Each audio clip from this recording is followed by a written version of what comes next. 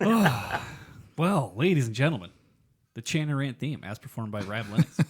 How amazing was that? As performed by Big Rab. Hello, everyone. My name is Josh. Welcome to the Channer Rant podcast. With me, as always, is my bearded co-host, Mr. Andy Fuco. That's me. And if you didn't know, it's an explicit show, so you have 5 seconds to listen to something else. That's 5, 4, 3, 2, 1. Fake, as Rab would say. Yep. Listeners can review the show on iTunes, Podbean, Stitcher, Spotify, Google Podcasts, etc. Please do a little review. Screenshot it. Send it to us. We'll send you a sticker. Yeah, and also send an email to Rab thanking him for that amazing intro. Yeah, man. Go check out the Big Rab show, which obviously needs more metal drumming on it. It definitely does. He Like needs metal. He should redo his intro to something metal. Yeah, absolutely. You can send us emails and voicemails we played on air. Like us on Facebook, Instagram, Twitter, or if you're Australian, Snapchat. Join the Channer Rant Discord. Check out the Channer Rant store at channerrant.com. And this episode is brought to you by our patrons at patreon.com/channerrant. Now offering an annual membership for 10% off to support the show and keep the lights on here at the Channer Rant podcast. Last but not least, share with your friends. Especially need to keep this light on. Keep that light on. This thing's really running up the old electric bill, isn't it? Yeah, like I think it's LED, so hopefully it's not too bad. I haven't noticed any huge spikes. That's good. Over normal on my electric bill. Odd open. Son of a bitch. Hey, Josh. Yeah, what's up, Fusco? You know what really sticks the old drumstick right up right in my old pooper? No, what is that? When you've been putting all your effort into playing pipes in this competitive environment and you're just trying to master the technical skill and the musicality, quote unquote, of this monster of an instrument. And then some asshole comes out with an article and says, it's all nonsense. Let's just go back to fucking not doing any of that. Let's go back to the oral tradition of bagpipes. So now I don't know where I stand. I'm all confused. I don't know what to do with my life. We're going to talk about that today on this nice little Josh and Andy grab bag episode of the Channer Rant podcast. Yeah, we figured the people needed a rest from guest after Doogie last week. Yeah. There's still people probably breaking that up into chunks. Speaking of breaking it up into chunks, did you listen to the Rab Show podcast recently, the most recent one? The one with Andrew Douglas? Yeah. Yes. Yeah, I didn't listen to the whole thing because I always turn it off before Doogie starts talking. But they had a bit from Piping Jim, who is our pipe band try of the week, I believe. Yes. And so they had a bit from Piping Jim where he did this whole infomercial about, like, is your podcast too long? Like, fucking hit pause. Did he? I didn't hear that part. I skipped to the Andrew Douglas interview. Oh, actually. yeah, no. It's worth skipping the, skip, like, all the ads. So, like, first 6 minutes or whatever. And then it's worthless. It's a really funny bit. Okay. Very well done, Piping Jim, if you're out there listening. I thought that was fantastic. That's it's basically just addressing everyone that bitches about Rab's show being too long. That's fantastic. Because I picked him for our try of the week, and I didn't even know that had happened. That was I was listening to it the other day. Also, it's funny because we've never really had that happen. We've put out some fucking long episodes. Oh my God, have we? And I don't know that anyone's ever like bitched at us for like, oh, your fucking show's too long. Not really, but once in a while. Like the local people, like our friends that aren't into bagpipes, they're like, what the fuck are you guys talking about for so long? Stuff like that. Well, yeah, because we're having, it'll be June by the time this episode comes out, but we're having MLK on probably next week, and she was so funny. She's like, well, do you have another guest on? Like, what? Like, I don't know what I'm going to do except sit with my thumb up my ass while you guys are talking about reeds for an hour and a half. And I'm like, no, like, it's just you. We're catching up. We're shooting the shit. We haven't had MLK on as a focus in a while. We just kind of had her in the background laughing. Well, we're definitely still going to do our reads and ignore her for a while. But. Yeah, of course. Speaking of ignoring MLK, Fusco, I wanted to thank you on air for very successful production of the LVCS Digital Burns Night thing that we did last Saturday after the show. Oh, you're welcome. That I think that went pretty well. I think it went well. Yeah, the response was generally good. So, and I think that's still on the page too. If anybody missed it, I mean, it's nothing too crazy. No. Yeah, it's a little bit of music, a little bit of poetry, a little bit of us watching me and Kelly drink whiskey and eat haggis. And eat haggis. Yeah, it was a tight program. And talk to each other. Knocked it out in a tight 60. Yeah, I was amazed that we kept to the 60 because we were awful at that here. So I'm used to like completely going over. And like I'm like, hey, we're really on schedule. Like we got one thing left. We got 10 minutes to go. Like, this is amazing. Yeah, no, we had a show run, we had a script, and we stuck to it. Yeah. I mean, I got out of order one time, and it was so funny. so I get out of order, and I'm doing like my natural host thing at that point, which is like, oh, we're gonna do the thing I'm talking about, and then I'll feed that thing that I skipped over. I'll feed it back in instead of us like hitting the brakes all of a sudden, and everyone losing their shit. Mm-hmm. And that did not work for producer Andy Fusco. He's like, no, but he's like in the background, like waving me like airline signals. It's like, we missed a thing. And I'm sitting there, I'm like, just roll with it. Like, yeah, but you did it twice. And it would have been nice to know that you might do that. Because we had a tight script. I'm like, oh, we're following the fucking line. Yeah. And we put it in order on purpose. Like, oh, fuck. Yeah, that was one of those. It was one of those things where like I saw it, and by the time I saw it, I was like in for a penny, in for a pound. I was like, okay, we'll just like I'll work it back in naturally. You know? Yeah, that's fine. It worked out. I was just like, oh no. Well, yeah, and it doesn't help that like we had people like running around doing shit. Like I was trying to get stuff set up. We had done the show already that day, so I'm just like have 5 people simultaneously trying to like bug me with little shit. I'm like, guys, just everyone chill. Like, everyone chill. I cannot be everywhere at once. Like just we'll get to it. I promise. Right. That's fair. It would just be nice to have a warning. Hey, I might go off script. Perfect. Okay. Well, I'll roll with that. I would just always assume that I should have known that. Always assume there's a chance that I'm going off script, and it's very rarely that I'm doing it intentionally. It's probably because I fucked up, but it's a live performance, so I don't want to be like, oh, I'm sorry, everyone. I fucked up and skipped 2 on our show notes. Let's go back. Like, yeah, that's fair. Just got to make it natural. Yeah. Speaking of making it natural, look at this. We have a broadcast today. You're switching between sources. I mean, you got mad skills, dude. It's developing. You learn a little bit every day, and you try to apply it to make it more interesting. We'll see if it works. The whole thing could come crashing down when I try to go to the next video. So we'll see. At any time, that should just be kind of like on our business card for the Channel podcast. Exactly. May self-destruct at any moment. Or for Hot Whiskey Productions, if you hire us to do your stream, nothing's guaranteed. I would argue that if we're hired, we pretty much always nail it. Yeah, I mean, we put a lot of extra effort into it. If somebody's actually spending money on it, we're usually putting a lot more effort and a lot less booze into ourselves. That's true. You'd be amazed how often our mistake rate goes down when we're not shit hammered. That does help a lot, actually. And I learned some production skills last year last couple of years at the Winter Storm, working with the dojo.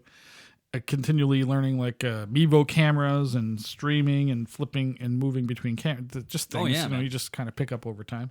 So we're getting there. We're getting there. Yeah, that's probably our only like feasible competition in the streaming space. Would maybe be Piper's Dojo. Yeah, but they don't want to do it, fortunately. Yeah, thank goodness. Like Andrew desperately wants to get out of doing any of that. We'll happily step in and sit behind a camera for 12 hours. Like, right. Slowly, like discreetly sipping from our flask. Railing lines off tenor drummers in the bathroom. Exactly. I got a message this week about the episode 2 weeks ago that said, do tenors do butt stuff? And did they just say yes? This person was it was somebody asking a question about it. Like, where did this title come from? Like, what's the story here? I'm like, listen to the episode. Well, sometimes it's one of those, a lot of the times it's like a title that is just coming off of like a one-liner in the episode where it's like, oh, that's pretty funny. We should make that the episode title. Yeah. And it's clickbait, dude. Like, that's exactly what it is. Like, come on now. Come on. We've been doing this for 151 fucking episodes, man. If you're not caught on to us at this point. You want to hear some other amazing news? Absolutely, always. I'm sorry it's not in the notes. I totally forgot about it. But guess who accepted my friend request on Facebook this past week or so? Oh, I think I know. Is it Voldemort? It's Voldemort. We got Voldy? We're starting. We started the process. You opened a dialogue. We had a Facebook Messenger conversation briefly. Okay, and how is Voldy doing? I didn't ask. Should I stop calling him Voldy now if we're trying to be friends? We're trying to be friendly. We're trying to be friends. He did very clearly remember what happened. That's probably the only interesting thing that's happened to him in 10 years. So yeah. So what happened was I tried to friend him on the day that we were getting shocked, thinking he might enjoy it. He might want to shock us. Here's the olive branch. Maybe we'll make a lot of money off him.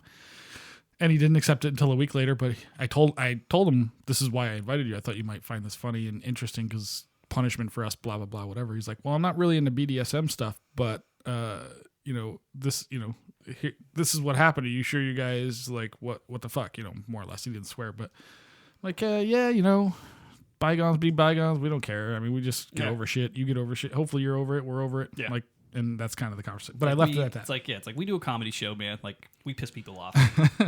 It's the early stages, but the ultimate goal, have them on the show. Yeah, there are a few occasions. Well, and there's like few occasions where we tell someone to go fuck themselves, and it's like we never want to be associated with them ever in the history of time. Right. But it's pretty rare. Usually when we're telling someone to go fuck themselves, it's like you fucked up. We'd still hang out with you. Correct. Well, I don't know if I hang out with him, but I'm willing to give it a shot. I want that photo op, man. I'm willing to bet that he won't do it, but I'm willing to take the chance of being a little humble. So wait, is this where we announce that the raffle winner for February is Bill Cottle? we're gonna fire him over some CR merch. Absolutely, I'll do that anyway. Dude, he doesn't need to be. He doesn't have to be a patron. We'll just fire it over. Be like, dude, I just need a picture of you in this shirt. That's a great idea. I will do that. I'll get his address. Say, hey man, I want to send you some stuff. Yeah. And then I'll send him the shirt and a dildo. The chances that he's gonna give you his fucking address. It's pretty rare, but I don't know. I'm sure I can look him up. But that would be funny. But yeah, that is an interesting. I'm interested in hearing more about this and how it develops over time. Me too. I'm sure it'll go horribly wrong at some point. Yeah, yeah. All we gotta do is just not be assholes for like a little bit, which we've actually done pretty well for the past 45 episodes or so.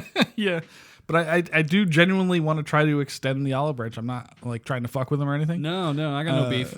And it would be nice to sort of like get it, let's hear his side of the story, or whatever. I don't know, or not, whatever he wants to talk about. I don't care. I'm about to say, we can just talk about fucking bagpipe shit. Yeah. Okay, so since Bill Cottle's not the raffle winner, apparently, do you want to announce who our February raffle winner is? Yeah, but if you do a drum roll with me. Okay, so as some of you may know, we raffle off a free piece of merch to one of the patrons every month, and this month's winner is Courtney Harler. Hey! Our local friend. Which hopefully she hasn't won before. I can't remember, but I don't believe so. I don't think so either. I don't think I've ever seen her in our merch. I haven't either. But I will definitely send her a shirt. I'll send it to myself first. I'll cut it up so her cleavage hangs out, and then I will give it to her. But yeah, Courtney, congratulations. Let me know what you want, and I will get you a shirt. Yeah, check out the Chanarant store at chanarant.com and send us your size and preference. She likes it big, I hear. I mean, nothing would surprise me at this point. Speaking of people who like it big, the Piper's Dojo. Ad read. Insert ad read here. I don't know. We don't know where we're going on this one yet. Well, it's so funny. So I've been talking to Andrew a lot lately about a project he's working on, and I don't think it's like public knowledge. He doesn't want us to say anything. I'm not going to say anything about it. But I forgot how much I like just shooting shit with Doogie, man. He's nuts, but. He's a good kind of nuts. Yeah, he's the kind of nuts that I jive with. When he's in a good mood. So Dojo promo for us is still going on. Fuck you, Rab. I heard yours is ending and ours is still going, so we win. As we always do, Rab. So you could get your $1 off your 30-day premium test drive at chantarant.com/suckless. I think you can do .com/dojo too. I think I made that. I think I made like a less offensive one. And just never put it in the show notes. Oh. What about the Make American Piping Great? Oh, again? Yeah. You can go to makebagpipesgreatagain.com and get $1 off your premium test drive. That was also a wonderful one. That was like some joke. Yeah. Did we actually spend $11 on buying that URL? Yeah. Oh, yeah. Well, I did. I've yet to reimburse myself, but yes. That's fair. Make bagpipes I'm holding on to that one. What was it again? Makebagpipesgreatagain.com. Okay. Yeah. I'm sure we could sell that. I think so, too. Eventually. Yeah, I think we can definitely sell it. I think Joe will buy it for $50. When in doubt, sell it to Joe. Sell it to Joe. He'll do something with it. Speaking of Joe...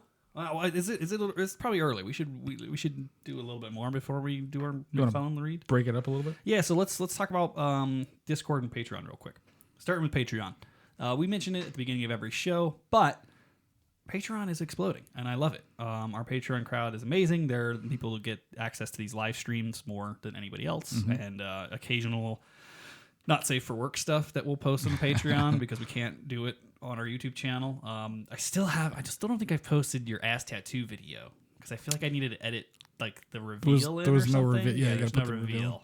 But there's lots of stuff. There's the set back half, which is still an edit process. To be honest, the back half of the most recent up to the line, whatever, Big up to the line, Grace Note, whatever it's rant called. thing, yeah. There's like 4 hours of that, which is fascinating because everybody gets shithoused. Oh like, yeah, the other last guys 4 too. hours are rough. It's fantastic though because everybody's so hammered. It's great.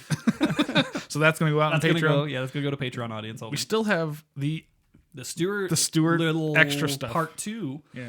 which was like the extra stuff after the interview, which was possibly some of the best parts. Yeah.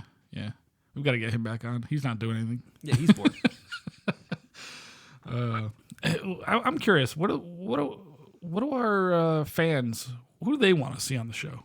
If you're interested in us asking somebody and chanting them, who would that be? Yeah, should we get the snake charmer bagpipe?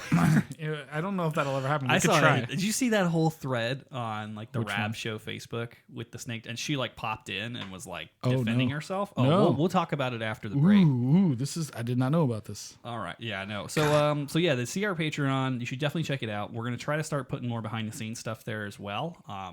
Just, when we can. We're still behind on fucking editing episodes, so I think I'm going to start 3 in a can, right? Yeah, I think I'm hell. just going to start like Twitch streaming me editing episodes. That'll be like our new content platform, as you can watch Josh drink and edit.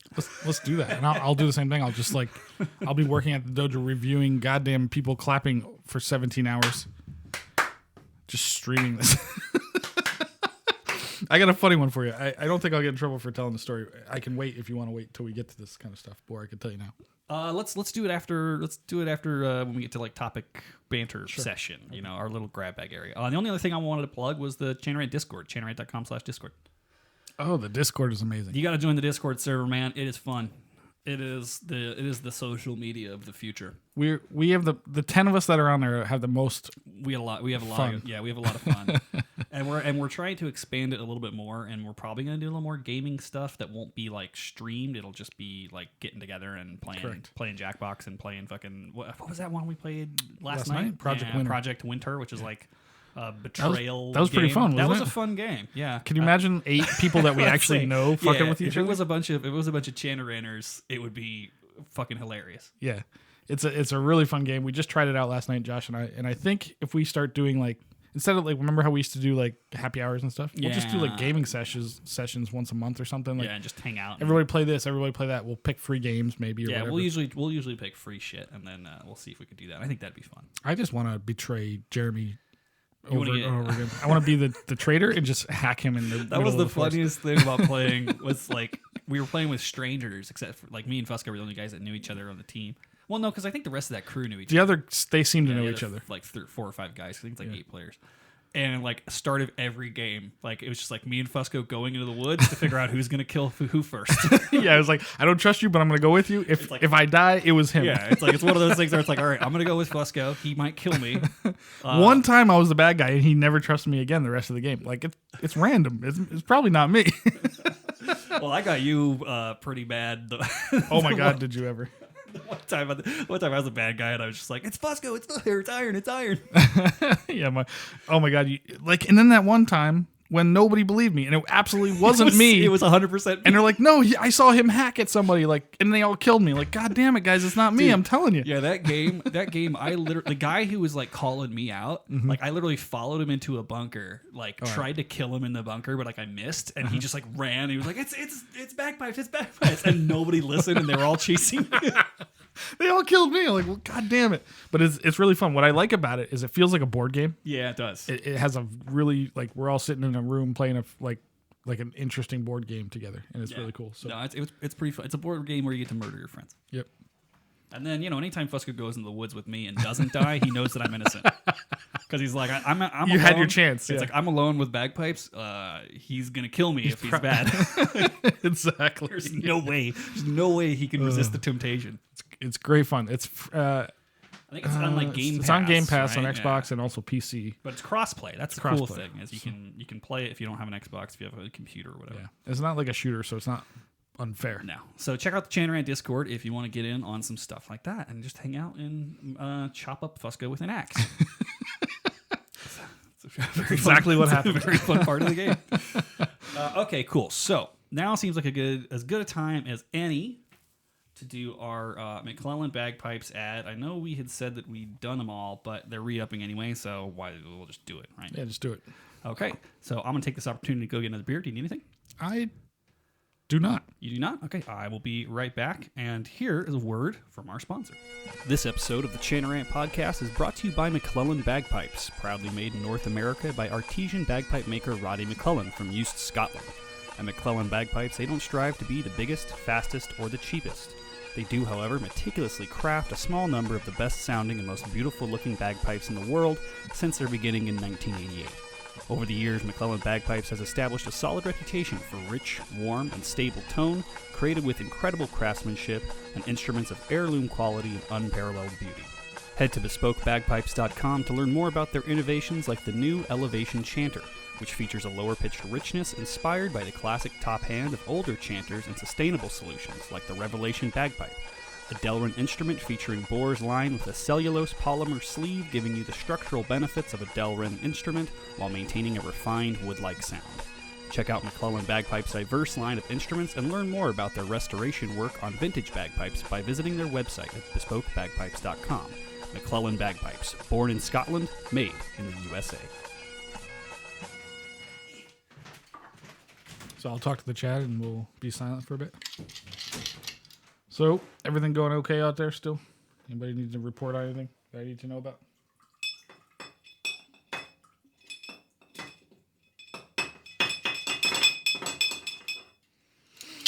I have nowhere to go tonight, people. Nothing to do. It's bad news for Josh. You forgot your beer.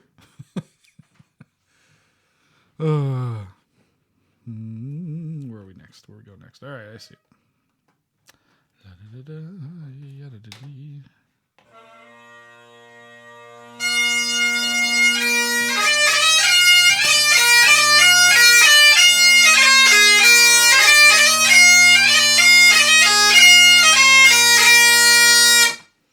Oh, I was just going to grab the camera and turn it towards you. Oh, my drone cut out.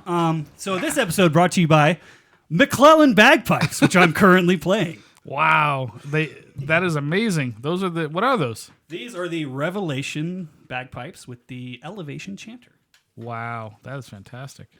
Sent to me by MacLellan Bagpipes, care of Joe Brady, along with some Waken District swag. Of course.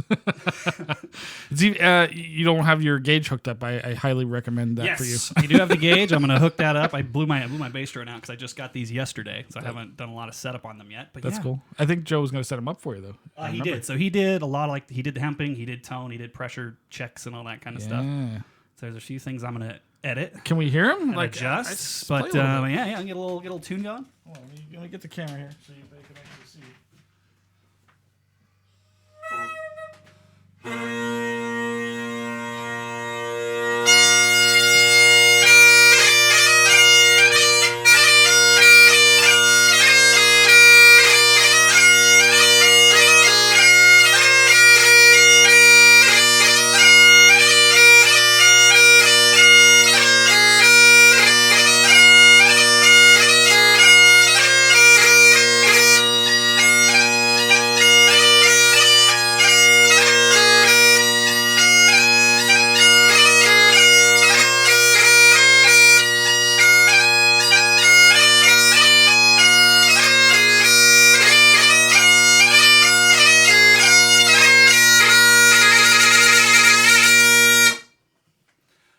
I love these things.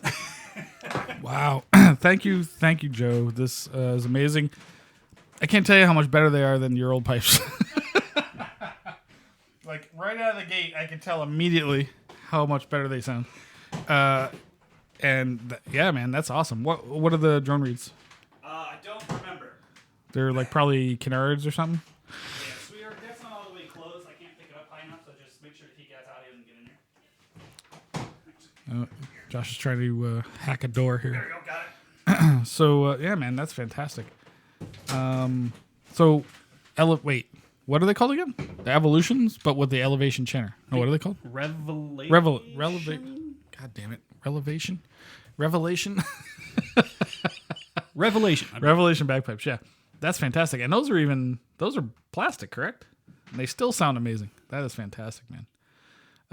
How excited are you? I'm so excited. Maybe he'll actually play his pipes now, people. This would be outstanding if he actually decided to start practicing.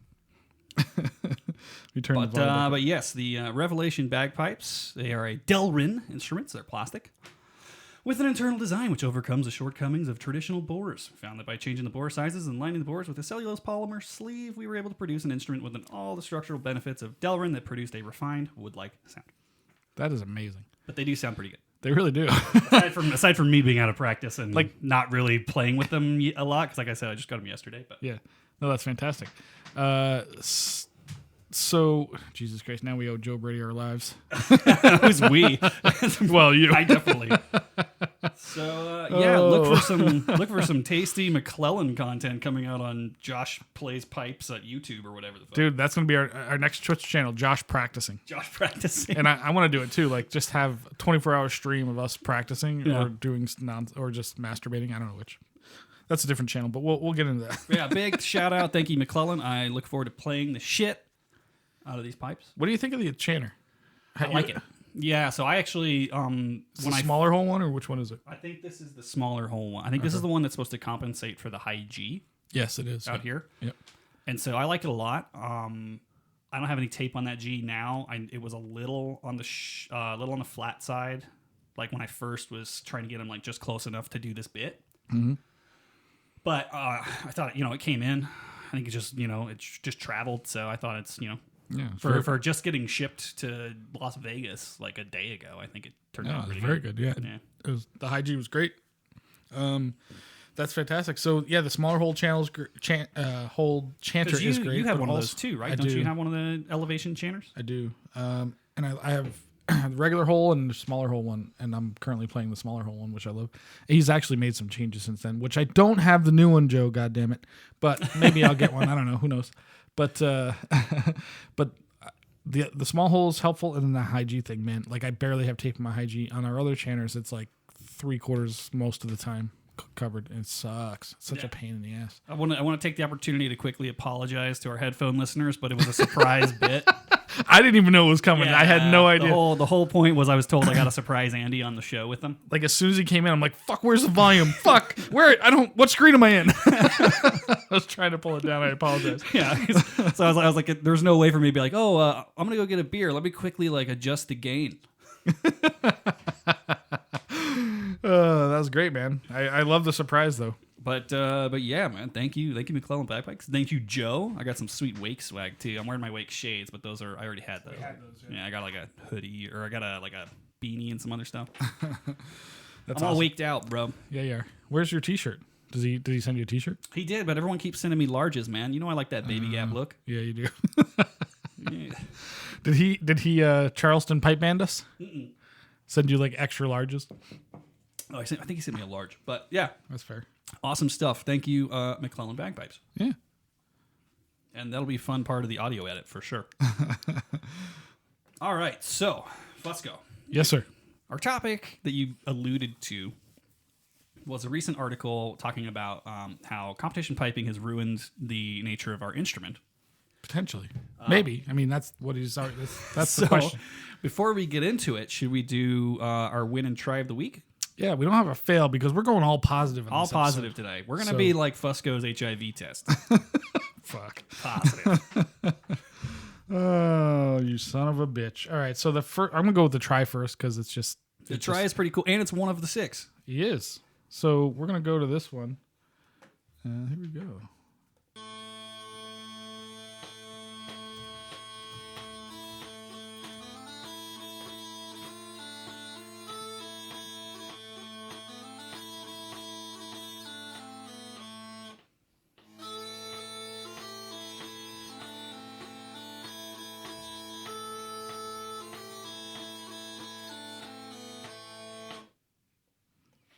I might have fucked that up. I might not have had the sound going. Can you check? No, I think it was good.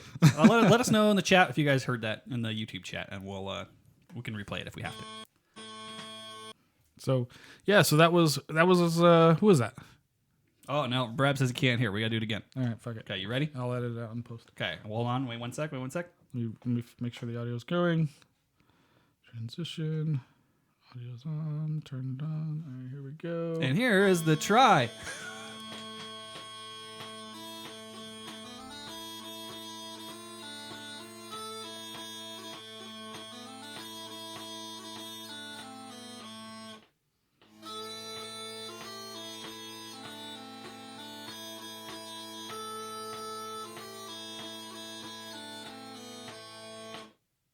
All right, hopefully that worked. If not, we'll share the link.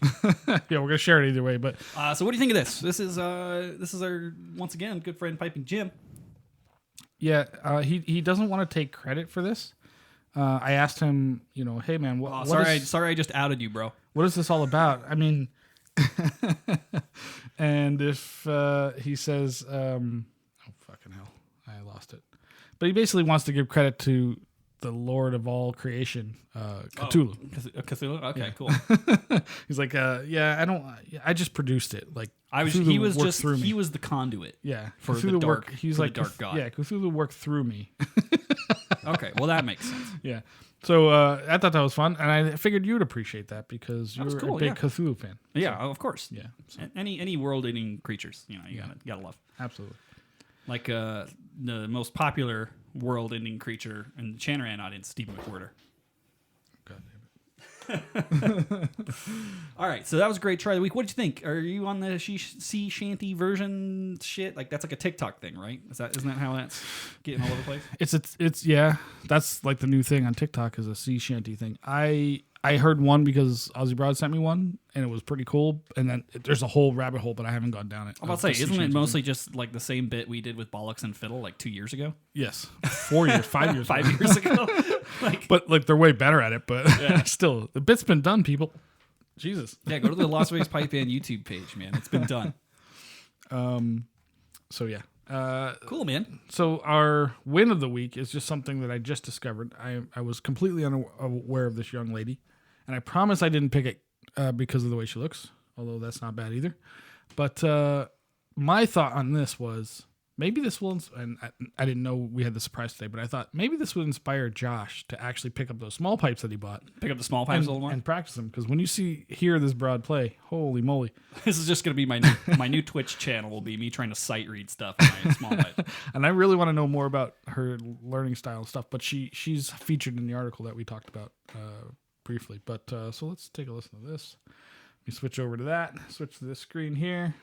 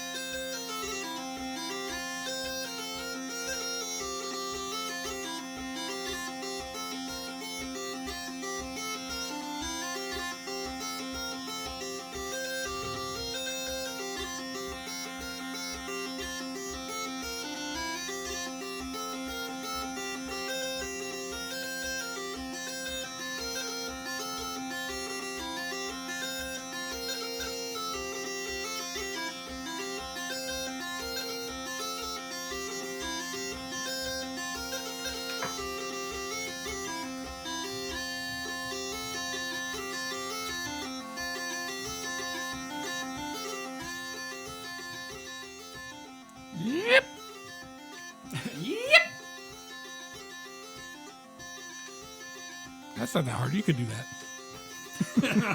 That's a hell of a tune, and that's the one that she wrote. Yeah.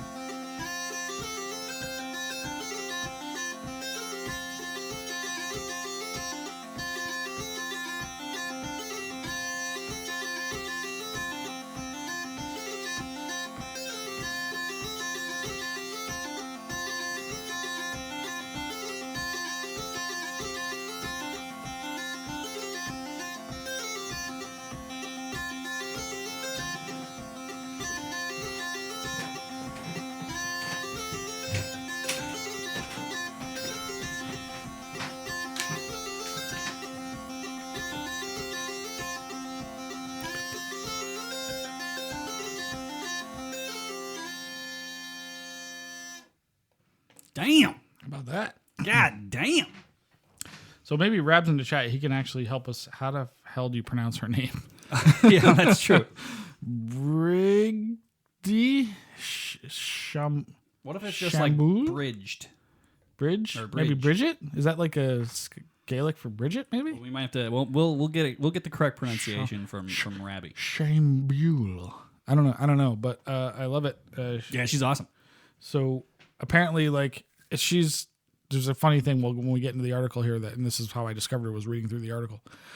But that's going to lead us into our topic, I suppose, which is Well, you got a dojo story too? Did you have a dojo story you wanted to tell that we'd put on? skip it for now. Skip it for now. Okay. So our topic is this article, and it was circling around on the socials, and basically it's this opinion piece that competition piping and like the regimented nature, and I'm painting with a very broad brush here. We'll get into the specifics. Yeah. The competition piping and the nature of how structured and rigid it is somehow unauthentic to like Highland music. Is that a fair, very broad description? Yeah, yeah. Essentially, this person Hamish, what's his name? Wait, so Rab is saying Breege Campbell. Breege Campbell, yeah. So this guy Hamish Moore wrote an article that showed up in Piping News, I think it was, but talking about how, basically bringing up the discussion of, and it seems like his opinion is that competition piping is ruining. I don't know if I'd say ruining, but I'm going to go with it. Ruining the music that could be. Yeah, or is somehow damaging to like trad music. Maybe I think he's saying in piping in general. You think piping in general? Yeah, I think that's where he's going here, because he cites a lot of other people that play a lot of other styles, I suppose, and how like this militaristic sort of focus on competitive piping technicality instead of musicality is not good for the art, I guess, if you will. So, which I'm not a crazy technical type pro person, but I'm kind of in that camp. I definitely lean that way a little bit, but I also I mean, I think that when it comes to competition piping or like the style of piping that most of us learn when we're in bands, it's like artistic expression within the confines of technical accuracy, right? Like you have opportunities for like a take, like I'm going to hold this note longer, I'm going to do this, but there's like a right way. There's like a right way, and I think that's what this is getting at somewhat. It's like there's a right way and a wrong way, whereas in other forms of like music making, maybe not so much. Right. The thing the people he seemed to be attacking, if you will, are the staunch, hardcore, like, if you will, traditionalists, right wing. And traditional, what does that mean? I mean, it could be. It depends on how far back you go. Yeah, right? I know, exactly. So it's like the hard. Like think the of like the traditionalist of 1940 is very different than the traditionalist of 1882. Like think about the old. You gotta exactly. think about how much the music has changed. The old school, like the old piping judge sitting there, like giving you the evil eye down his nose at your P-Brock because it's not exactly the way it's written in the book or whatever. Like, and P-Brock was, and they talk about a lot of this in the article. The 95-year-old judge at the Worlds who farts actual dust and like has his testicles tucked into his ski-do spot. Like, yeah, that guy might think of things a little differently than us. Right. And they definitely do. And it's interesting because there's guys like, I'm going to say like a Robert Matheson type, who I know you don't know him, and I only know him a little bit. I don't know him personally, but I know of him. Like, he was incredibly creative in his day, but also he seems to be very traditional as well, which is interesting to me. As a judge, he seems to be very traditional, but he used to push the envelope all the fucking time. And then now he's like, well, you know, I don't know. I don't know him that well. I don't want to put words in his mouth, but he definitely seems to toe the line of very traditionalist now. And I wonder why that happens, or I don't know. Maybe I wonder. Stuart, sometimes I think I've heard him sort of talk about this in private rooms in the corner of somewhere, like, you know, like it's supposed to be enjoyable music. It's not supposed to be like, all right, hardcore technical analysis all the time. It's supposed to be music. So I get that. Yeah. Like, and I wonder if maybe the thing we're dealing with now might sort of shift us into another direction potentially. But there's so many things in this article I want to touch on. But one of the thing that grabbed my attention that I wanted to talk about it today was something very rock and roll that this girl we just played said. So, so I don't know who the guy commenting on her was, but they're talking about serious piping versus competition piping, et cetera, et cetera. And this person says, apparently somebody critiqued her on Twitter saying, I hope she doesn't give up on her serious piping in favor of the folky stuff. She has too much talent for that. And apparently she responded to that by saying, define serious piping. So that's very rock and roll of her, I think. It's like, yeah, like, who are you? Like, fuck off. Like, what does that mean? You know, what does serious piping mean? Like, what the fuck? So that's really interesting to me. And the concept of like, what's like the folky stuff is goddamn fun to listen to. I mean, I enjoy a good pipe band medley. Don't get me wrong. It's often like technically brilliant. Very often, like the technical side doesn't go away just because it's folky. Like, I mean, when you hear someone like Briege, I believe is how Grab is telling us to pronounce it. I will get that corrected eventually, and I'm very sorry if she listens to the show. We'll have her on. She doesn't. But like, if you listen to someone like that, like, I'm not hearing like fuck ups. I'm not hearing crossing noises. I'm not hearing bad tone. I'm not hearing fucked embellishments like when I was playing sitting down on my new pipes over here. Like, I'm not hearing any of that shit. No, she's obviously very good. So it's like, I think that's a great question to find serious piping.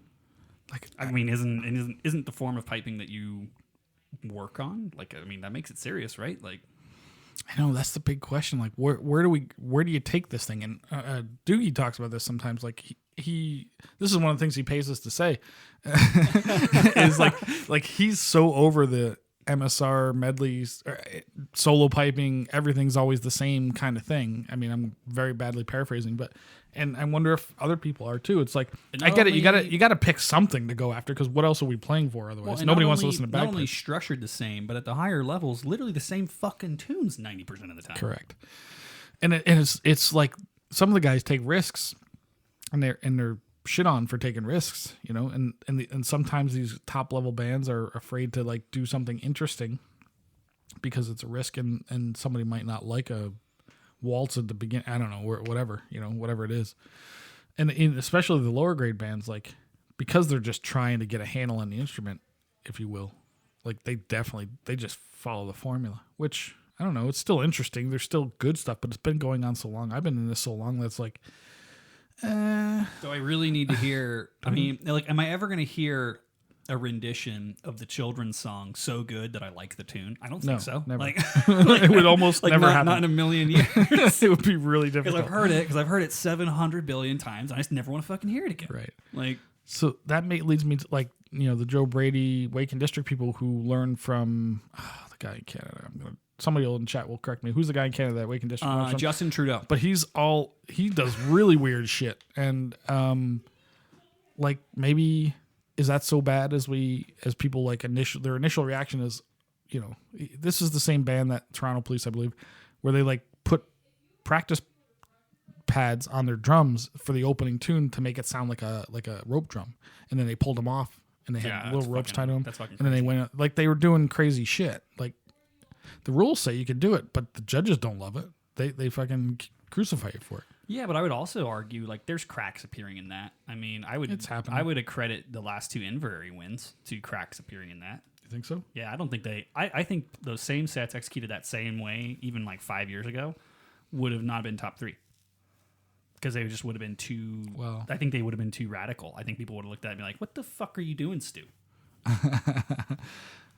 So maybe that's a good sign. Like I think that's. But it's such a slow moving. Yeah, I mean, so slow. I think that. I suppose that how I would address the issue of like defining serious piping, right? Great episode title idea. I already wrote it down in the notes. We're good. But I think the way that I would describe it is like, seriousness comes from tone for me, like establishing good tone and technical correctness, right?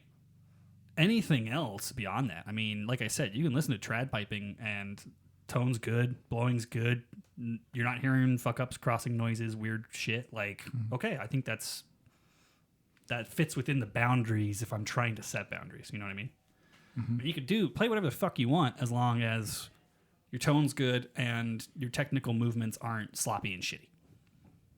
And maybe that's how I would define it for me personally. Yeah, and maybe that's fair, like a bare minimum of like technical competence, but like and we talked about this last week a little bit, but like pipers and musicians in general so hard on each other, and I'm hard on myself, I'm hard on other people. I get it.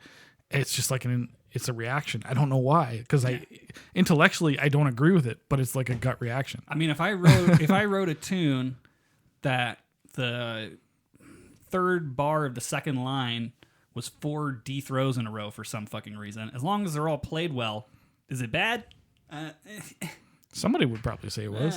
Like I don't know, like if the tone's good and everything beyond a competent tone and well executed movements in my mind is kind of musical expression at that point, right? Like that's everything that's left is a creative choice made by the performer. Correct. Now, there's the argument maybe, and I tend to subscribe to this, is like get a strong bass line in the fundamentals or the rudiments, etc., whether you're a drummer or piper, whatever you want to call it, and then create. Yeah. But the can that we're opening here is that some jerk off in a service band is gonna be like, well, I just feel like being musical, man. I'm like, yeah, but it's shit, man. Like, but who's to say? I fight with that with myself all the time. But I would also say, like, the formula may not be wrong, because a lot of people, and one of the things he mentions in this article is how he came up in a very normal way, competition pipe band scene, right? Like that's how people learn most of the time. So that's where you're gonna get the most opportunity for instruction. Okay, cool.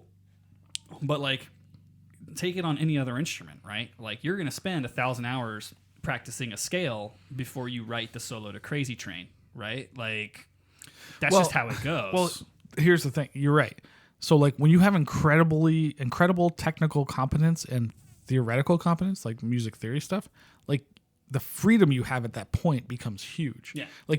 Like jazz does this all the time. Like improvisation is taught specifically, but the reason you know how to improvise is because you know the keys and the scales. You know what's going to work without even thinking about it. Yeah.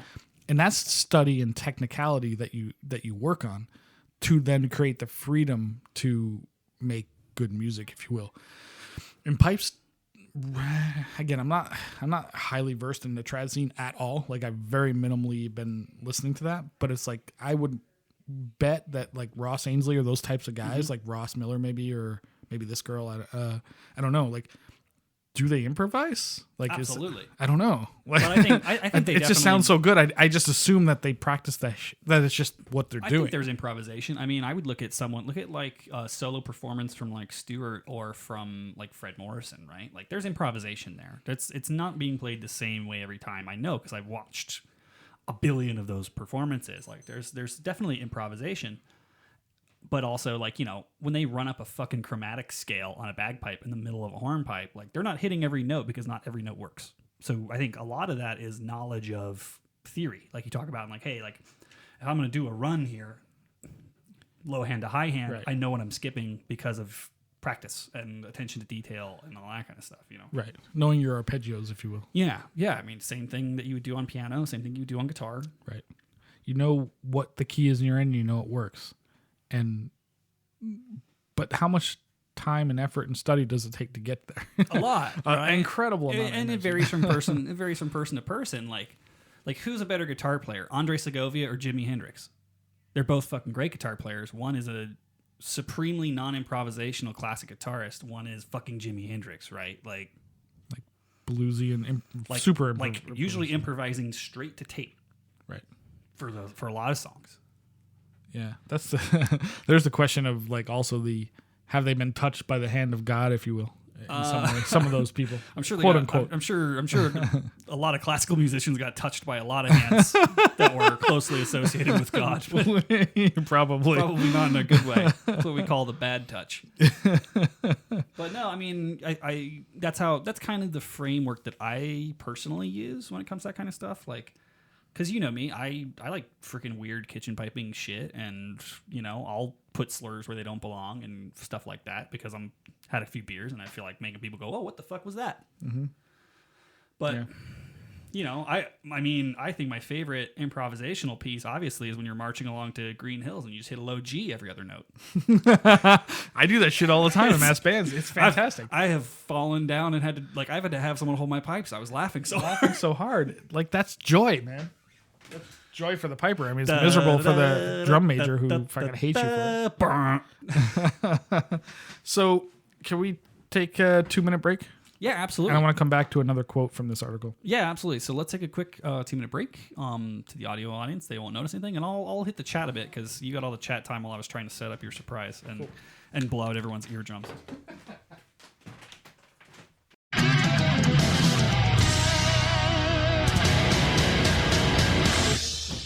Is that for you or for me? Oh, we're getting lit. I don't have to go anywhere tonight. I might have to cancel the place I was going to go. What were you going to do? I got a buddy in town, and he's moving back here, and he needs a little bit of advice on getting his place back up and running. Who's that?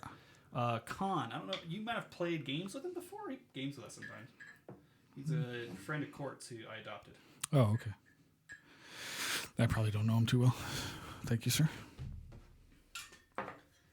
Khan. Like K-A-H-N, like Wrath of Khan? I think K-H-A-N? Really? Yeah. Hasib Khan.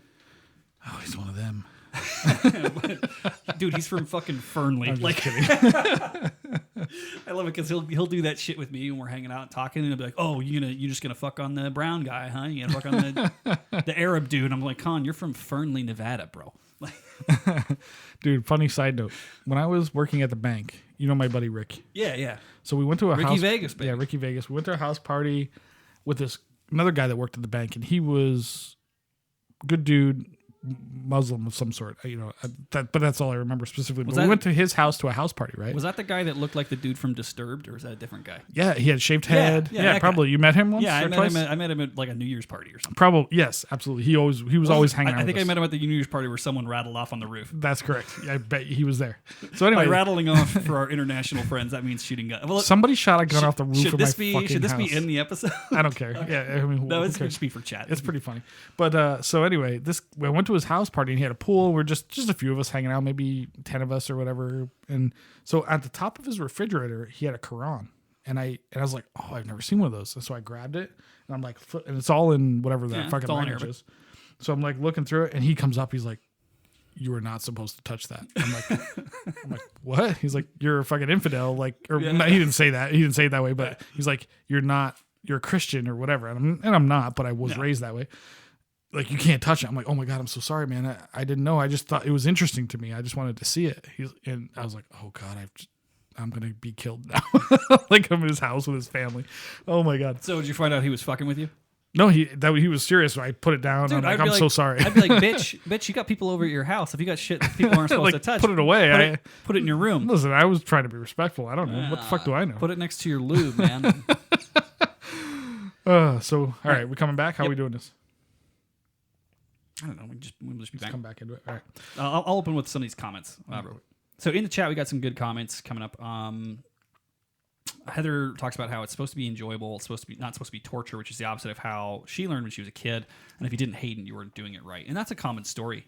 I think a lot of people that did piping early on, or let's just say like not in the last 20 years. Mm-hmm.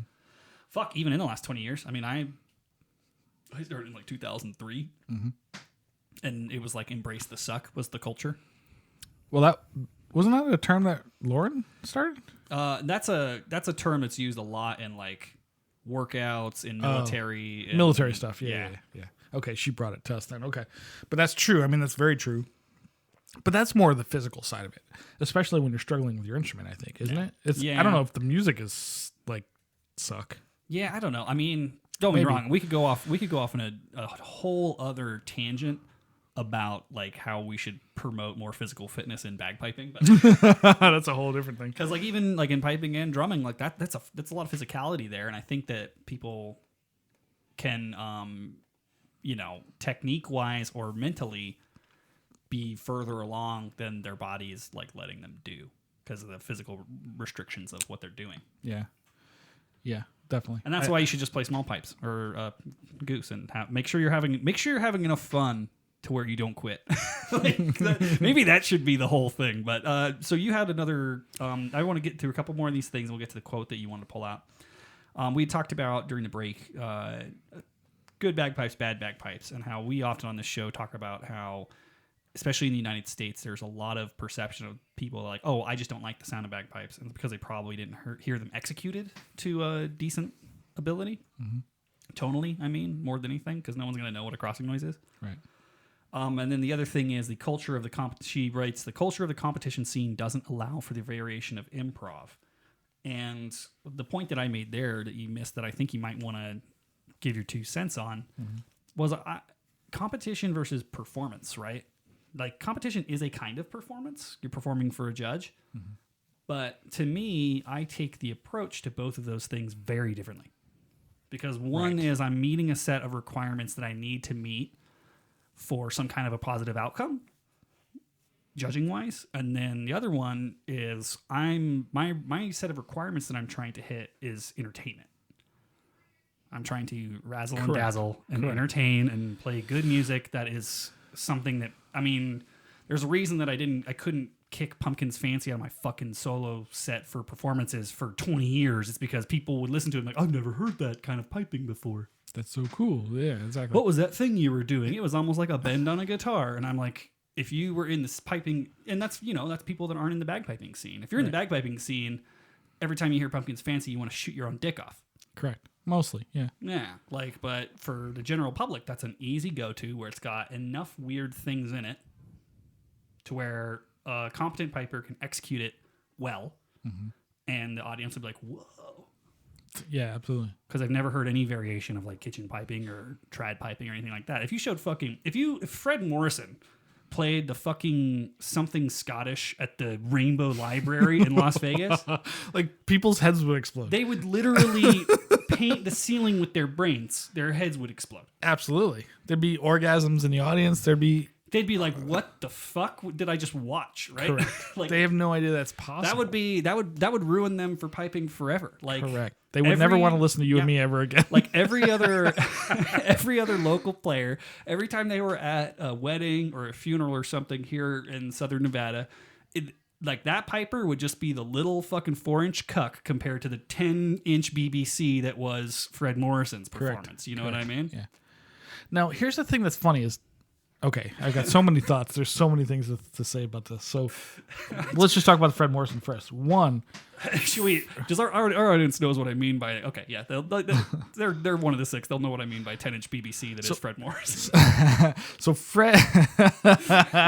Fred is like the example of a guy who has proven his traditional competence, and he can get away with whatever the fuck he wants. Yeah. So when he goes to like Winter Storm or wherever he plays, and he plays the Highland Pipes and he plays like the Kansas City Hornpipe or whatever the other one's called, the high drive, and he intentionally blows sharp and he does all these things. And nobody ever, I've never heard him criticized by the top of the top. I mean, maybe he is. I don't know. I've never heard. I've sat in rooms with like the best players in the world, and like Fred just performed, and they just love the fucking guy. But he proved his worth. Like he proved that he can do it for real as well. Fred Morrison could shoot a drummer on fifth and get away with it. He could do anything he wants, right? And like, but he's so masterful. It's because he has that freedom. He does it on purpose. He fucks with the instrument on purpose. That's the thing. He's intentional. Correct. Like when Fred Morrison blows harder to change the pitch of his instrument during a performance, he's not doing that because he's shitty at blowing. No. He's doing it like with intention. Yes. And that's what I'm talking about. Like that freedom of technical skill that allows you to be more creative. And that's important too. So like he gets a pass automatically. Yeah. Like he's just one of those guys, gets a pass no matter what. Like I hear him play, I'm like, oh, his blowing's off. But I don't give a fuck.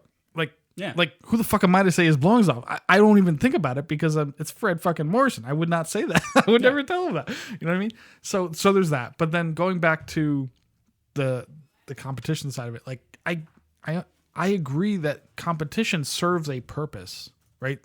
What else would we, how often would you play pipes if it wasn't for competition? At this point in my St. Patrick's Day? Yeah. Burns Night? Is that it? Yeah, I mean, that's dude, if anything, COVID. Like your funeral, like not solo. I'm talking like band type situation. Oh, what else would you play for? I wouldn't play shit. Parade, maybe. Yeah, but who wants to do those? We don't do parades. Fuck that. Like, so it serves a purpose, and I'm not against the idea of competition because it gives us a reason to play. But I understand the idea of like it creates this like what would you call it? Like a well, it sucks in the air, so that everything becomes very it's a fucking samey. It's a fucking black hole. Like the thing for me when I think about and my personal experience, and I've talked about this a little bit on the show, especially for the past year, right, where I've just been like had no motivation. Mm-hmm. I've had the same fucking band tunes for 2 years, and like part of it for me has been really trying to rediscover playing shit that I want to play for myself for no reason. Mm-hmm. So I've just been doing a lot of work to be happy again playing with myself. Masturbation joke. You guys come here for this. This is why you pay the $5. This is why you pay the $5. No, but on all seriousness, right? And so I'm still struggling with that, right? Because it used to be, if nothing else, I would go to band. Right. Once a week. The problem I have lately with my band life, and this is no kind of indictment of our band or the current situation it's in, which is dire. I mean, everyone's in this situation. When it comes to band stuff, it immediately, like, a pigeonhole starts to form with what you're doing and then is immediately filled with pigeons. Because, oh, what can I expect? I'm going to have an hour of listening to, like, maybe 2 bars of one tune played by 4 different people, right? And then I'll play it a bit, and then... So, and part of that is paying dues. Part of that is like, hey, I got to be here because I got to be supporting these people because I care about them and I care about their musical progression, right? Yeah. I think that where I've fucked up and where I still don't have my way back to where I want to be is I got to have separate time with playing that is just shit that I want to play the way I want to fucking play it. Right. And this is why we're just going to end up Twitch streaming our practices now. Because why the fuck not? I'm not even kidding about that, though. Like, no, I mean, it's a good idea, right? Because, one, there's accountability. There's accountability, which is important. Because you're putting yourself out there for people to critique you. So, like, I've recently posted a couple of videos of me playing with Tim and various things. I'm like, I'm just waiting for somebody to shit on me. And because I know I'm not that good, man. Like, I'm pretty okay. Yeah. You know what I mean? So, but like it makes me want to be better. It gives me some reason because we have nothing right now. And this is the challenge of right now. Competition gives us a reason to work. You and I are like competitive, or a lot of people are competitive. And you hear about all the UK bands, like many of them haven't even done a single fucking thing since all this started because that's all they live for is like going to the competition, hanging out in the beer tent, having a good time. Let's see what happens. And that's that's great motivation for them to play, but they're not solo players. They're not the ones that want to go. And you don't have to be a solo competitor. Yeah. Like, go play in your local go play for the fucking old folks home or the goddamn library system or whatever the fuck it is. Dude, I play in my fucking backyard for my neighbors. Like, well, that too. Like, but I like the online thing. Like, gives me a reason to want to get better. I don't bitch about 180 decibel mariachi until 11 o'clock at night, so they don't bitch about me bagpiping at like noon. Right. Well, your neighborhood's a whole fucking thing. But although I will say this, pre-COVID, especially my neighbors that are on like the short side behind my back fence, they used to have fucking parties with like live mariachi bands, and that was the shit because I would just sit. I'd get my lawn chair. That's great entertainment. I'd get my lawn chair. I'd put it on top of the table that was in the backyard. And I could kind of see, and I would just drink my beer and freely enjoy the mariachi music. Like, I enjoy mariachi music. Really, anything cultural is interesting to me. I don't know, dude. Live music's live music, baby. I don't give a shit. I'll listen. But let me go into this. Go back to this article, and we'll see where this goes. So I'm going to read about 3 paragraphs because I found this fascinating. Do you know who Gordon Duncan is? I do. Gordon Duncan is a legend. Yes. Like, now, and he was probably 20 years ago up till now, right? I hadn't. Again, we're from the United States of America. We know shit about the history of like the details that led into what makes good piping today, blah, blah, blah, right? So granted, I will say this, and I'm sorry to interrupt you. That's okay. The only reason I know was because I grew up with Angus, and Tannehill Weaver CDs and fucking Doogie McLean CDs were common in the household. Right. So and you probably heard a lot of like really interesting piping going on during those because... But and it's a lot of Gordon Duncan stuff. Like, Robert Watt was highly influenced, a good friend of Gordon Duncan, and highly influenced by him. And so many pipers are. I didn't know that. Big time. He loves that guy. Like, that's a big influence to him. Should we get Robert on someday? Someday we should. I don't know if he'll talk to you, but maybe. I just like called him a cock with teeth like one time. One time. The people misunderstand what we say sometimes. He does look like a cock with teeth. Like, what are you gonna do? Why do you keep repeating it? Don't say it again. Like, I'm trying to. Doesn't mean he's not brilliant. Like, I like him as a person. So I would actually like to have Robert on because Robert is very good at improvisation and also like just ripping shit. I look like an uglier version of Robert Pattinson's stunt double. So, you'd be the guy they only film from behind. I'd be the guy that stepped in when the actual stunt double gets hurt. They'd be like, oh, we got to go to the third guy. You're stunt double number 2. Yeah. All right, so let's talk this Gordon Duncan story. So. And I had no idea. I'm very familiar with the Just for Seamus album, but I had no idea about this. So it starts with a quote from the Bible, and it's a little hard to understand, but it says this: "Do not give what is holy to the dogs, nor cast your pearls before swine, lest they trample them under the feet and turn and tear you to pieces." Matthew 7:6. And then he goes on to say this. This quotation reminds me of the infamous finale of the Scottish Pipers Association knockout competition held in Glasgow in '93. Before you and I ever picked up pipes. I was 3 years old. Yeah. The 2 pipers were Gordon Duncan that dates me. Gordon Duncan and Gordon Walker, 2 legends of piping. And Gordon Walker's a legend for other reasons, but we won't get into that.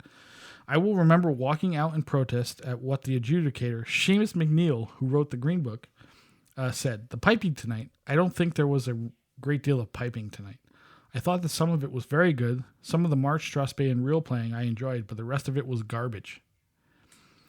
A bus had been hired that day to bring folks from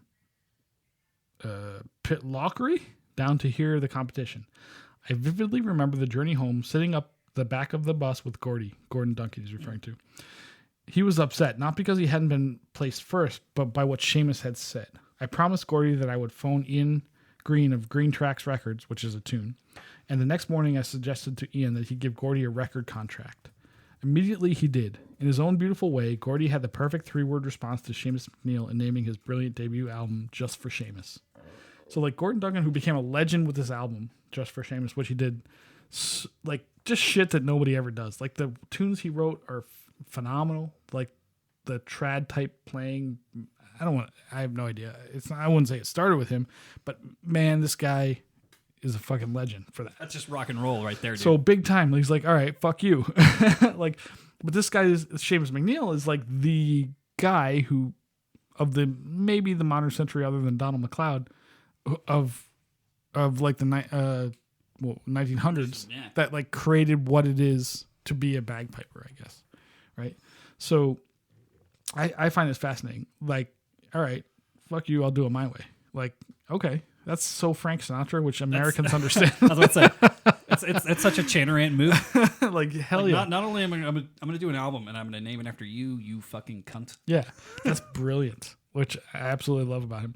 But, you know, like, Gordon Duncan has been such an influence to so many people, like, that are modern geniuses today. This is the 90s, so what, 30 years ago or whatever? Was he died in 2005? I don't remember when he died, but something I like think it was like early 2000s. yeah.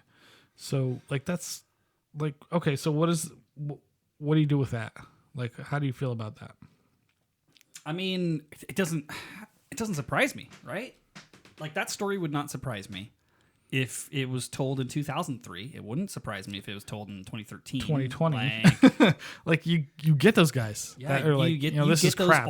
you get those old crusty cunts that will be like, that can't see the forest through the trees, right? Like, it's just like, dude, what are you doing? Like, we're playing music here. And how stodgy do you have to be to have that kind of a performance not like stir something in you, you know? Mm-hmm. I mean, we just talked about like live music is live music. Like, fucking, I would sit on my porch and listen to the mariachi bands. Like, I'm not blasting that shit on my Spotify playlist, right? But I'm like, oh shit, like, sweet, cool tune. I don't understand it. I catch every fifth word. That's my Spanish level of education. You don't have to, though. You don't have to understand the words to get the feel. Yeah, and like it just surprises me that you would have someone who is so established in piping as Seamus and be like, oh, well, nah, it was all shit. Like, fuck you. It's like, really? What's so fascinating is that he said this was shit, and then both of these guys are piping legends at this point. Well, let me put it this way. I knew both of their names. I did not know who fucking Seamus McNeil was. Seamus McNeil Absolutely. was. Like, How fucking fascinating like I is said, that? I was 3 years old when this happened. I wouldn't start piping again. I wouldn't start piping for another 10 years from when this happened. And I know both those guys' names. I don't know who the fuck Seamus McNeil is. I can't say that I've ever heard Seamus McNeil play, maybe somewhere on a recording, but I only know his name because I've seen it written in the Green Book. But this is also one of those things, and other shows have gotten into this. We've talked about it before. Like, how many people in the piping community are considered like tastemakers, right? Mm-hmm. That haven't picked up a fucking instrument in 20 years. Like, especially when you get to UK shit and the worlds. Mm-hmm. Like, could you imagine? Could you imagine a chef? Let's do an analogy. And here's a chef who is a food critic now. He's telling you that you're shit, but he hasn't cooked a meal in 20 years. You'd be like, fuck you. You don't know shit about shit. Like, Right. All right, here. Like, that's what I would want to do. I'd be like, all right, here's my pipes. Fucking show me something. Show me, yeah. Show me something good. I fucking dare you. That's the big argument with critics, though, in general, right? It's like show me that you know what the fuck you're talking about, Mr. I played in a grade 1 band in 1955. Right. Like, you ever watch that show Hot Ones on YouTube? oh, I love that fucking show. Where like I wish we had thought of that first. celebrities eat hot wings, essentially. Yeah. I was watching one with Gordon Ramsay recently, and he talks about that, like, because the guy asked him something about his critics, and like, here's some interesting reviews of things you've said or of your meals, and a critic would be super. He's like, tell me the last time that guy sat in a fucking kitchen and was. Yeah. When was his last 18-hour fucking kitchen shift? When you were getting hammered with shit, and you're like, who the fuck is this guy? Like, fuck this, you know. Like, it was great, and it's the same thing. It's like the judges and some of them probably have, like, there's the Terry Lees of the world and Rob Mathesons who absolutely have the credentials to pull it off, and then there's all these other guys who I don't know that have they ever played at that level. When was the last time they played at that level? 30 years ago? I don't know. Well, yeah, that's the thing. There's a lot of guys where I think they're the minority. But there's guys where if you were like, hey, really? You gonna tell me I suck? Fucking show me something good. They would. Like, you do that to Rob Matheson. He's gonna show you what. He's gonna drive your ass to school in the short bus. Yes, he is. Absolutely correct. That guy can still play to that level. He's gonna drive your ass to school. Yeah. But like a lot of these other motherfuckers, I'd be like, dude, fucking, what do you got? I don't know. I don't know what they got. Yeah, like I don't know. how long have you been riding the laurels of when you didn't suck? But do we care in the end? Like I used to not suck a guitar. I suck right now. Like I wouldn't be like, oh, let me bust this solo out for you and show you that I still have my shit. Like, no, dude, it would sound like a cat fucking a keyboard. Right. But when you think of the worlds, like why do people care? Because it's the worlds. Like, well, you gotta. So maybe they people? get 1,000 pounds. Maybe if they're the grade 1 winner. Maybe I don't know it's very little. It depends on why are you trying so hard. When you say why do people care, it's going to be different at each tier, right? Like, sure. why do band leaders care? Because it's a proof of concept that what they are doing musically is exceptional. Sure. Why do band members care? Because they get to go play a good tune and fucking get drunk with their friends and bang tenor drummers at the university hotel thing. Yeah, I've been there, done that. Why do officials care? Because it makes them feel like they're still important despite not contributing anything to the scene. Why does Glasgow care? Because it's money. Why do the attendees care? Because it's fucking something you can do with your kids on a Saturday. That's true, and it's fun. I mean, it's fun. We've been there. It's fun, dude. I had a fucking. It's great blast. fun. Yeah, like I can't wait to go. But what do you think? What do you think made it fun? Like we played. Okay, that was stressful, but other than that, people though. Well, it's the people. It's going hanging out with your friends, yeah, the people or who the people in make it other fun. bands and all that. Yeah. Like for us, the people that made it fun were the other bands. We got to hang out with our friends and fucking play tunes and drink beers.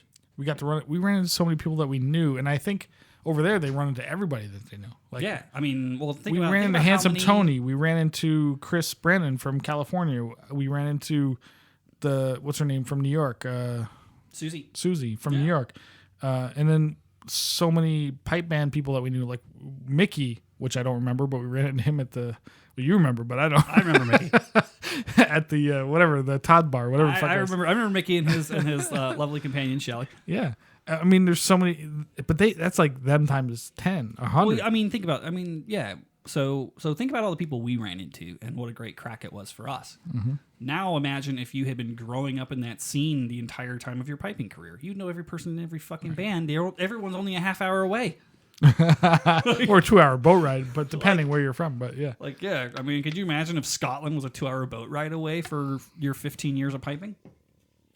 That'd be outstanding. It'd be insane, right? Like, I mean, and it's even crazier for us to go 3,000 fucking miles and there's shit there, like people we know. Yeah. So I think that's what it is, right? Like, what it is for all the people who are actually fucking to save the species and like doing shit.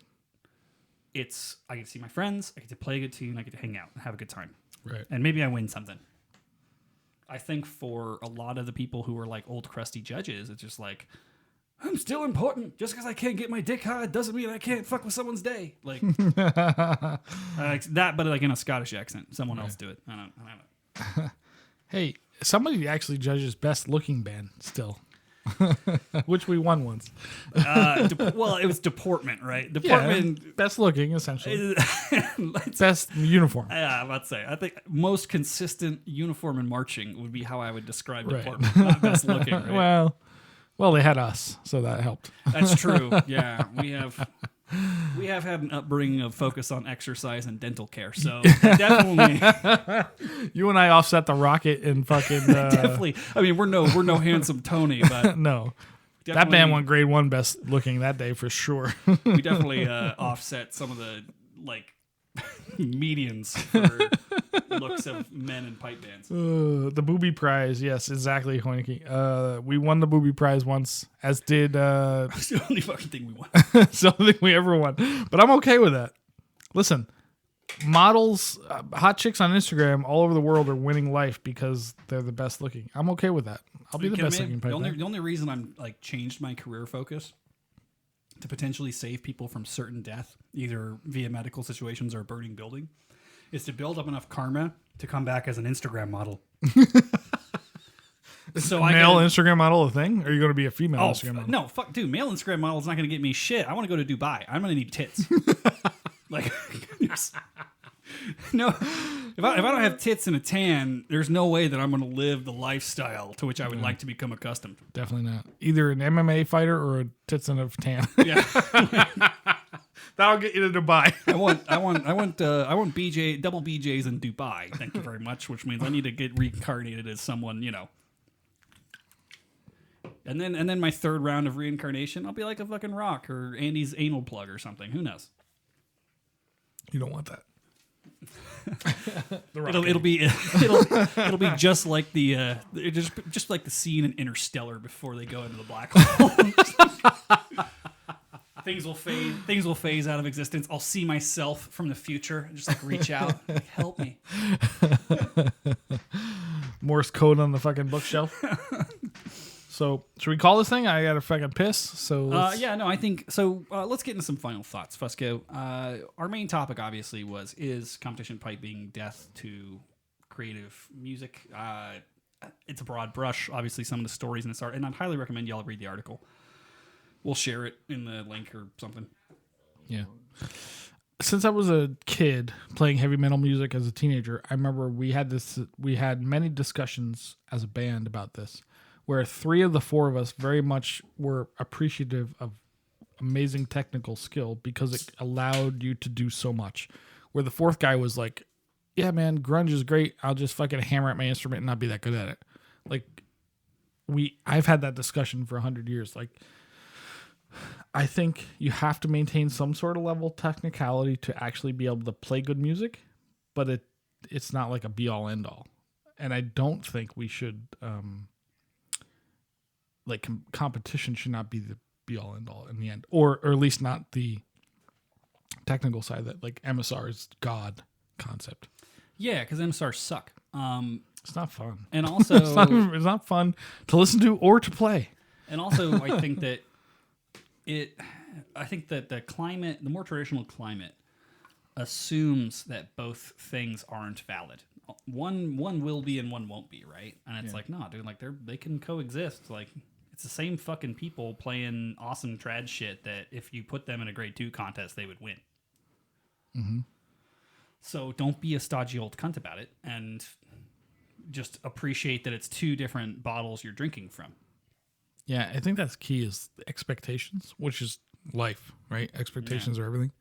So, so my last question would be, so we talked about like these taste makers of the 1900s, right? And people that, because they were supposedly the best, they defined what was considered to be the best for a very long time, even well after they were actively participating in it and contributing to it.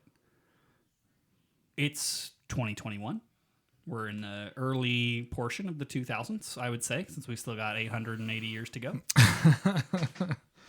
So I would be interested to know, who do you think right now are the people who are taste makers and like the best of the best in piping that 20 years from now won't touch an instrument and will still bitch about everyone doing it wrong, and then 100 years from now will be completely forgotten? Write to chanarant@gmail.com. Oh, you don't know? I don't know. Tell us what you think. I mean, I would be thinking about people like Lincoln Hiltons. I'd be thinking about, I mean, honestly, I think people like Fred Morrison are still going to make a mark on this decade. I would say like Stuart Littles are making a mark. Richard Parkses are making a mark, even though they're old as fuck. But they're still creative. But they're still doing stuff. You know? Is like not that's the the thing. Is like I think it's just. I mean, Robert Watts. I think in the solo scene, like those types of people. Yeah, I think those types of people are going to be the ones that like 30 years from now are judging, and we're like, when was the last time you played, bro? Or maybe like 40 for some of them. I don't think so. No.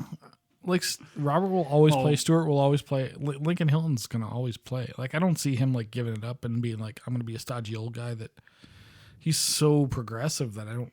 It's not in his nature. I think his opinion. I think his opinion will shape what we see. Lincoln Hilton is like the AOC of bagpiping. Yeah, except like way more talented. Well, yeah, but don't get me wrong. I'm a fan. It's unpopular opinion, but I'm a fan of AOC. But like, well, she's got great tits, but like Lincoln Hilton, I think is going to be just. He's so far. He's like, I would say he's more like the Elon Musk of bagpiping. He's so far fucking ahead of everybody else right now. Yeah, that's probably a better analogy. Like he's so far ahead of everybody else that like we're gonna be playing catch up for a while. Yeah. Yeah, maybe he was touched by the hand of God, Maybe. Or he was or touched by a priest. I don't know which. Or fingered by the hand of Satan. One or the other. Either way, he made him deal with the devil, and he's outstanding. But yeah, I would just say for my closing thoughts that there's it's so weird when it comes to like right or wrong ways to do it, right? The way that I frame it, and I can only claim to have some kind of control over the way I frame it for myself, which is serious piping is good tone and technical accuracy, and then that opens up a world of musical creativity that you can do whatever the fuck you want to with. Right. But it's not musical creativity if you can't fucking play a D grace note. That's true too. So still got to do that. Yeah. So I think you nailed it when it's like once you have those tools in your toolbox and a little bit of music theory and a little bit of experience, it's like, okay, cool. Like the world's your oyster. Fucking do whatever you want. Mm-hmm. Yeah. But playing the rakes of mallow at fucking 150 beats per minute. That is not the answer. That is not the answer. And with that, I will thank everyone who tuned in for this episode of the Chain Rant Podcast. We will catch you all next week with MLK. And I'm going to go ahead and play us out.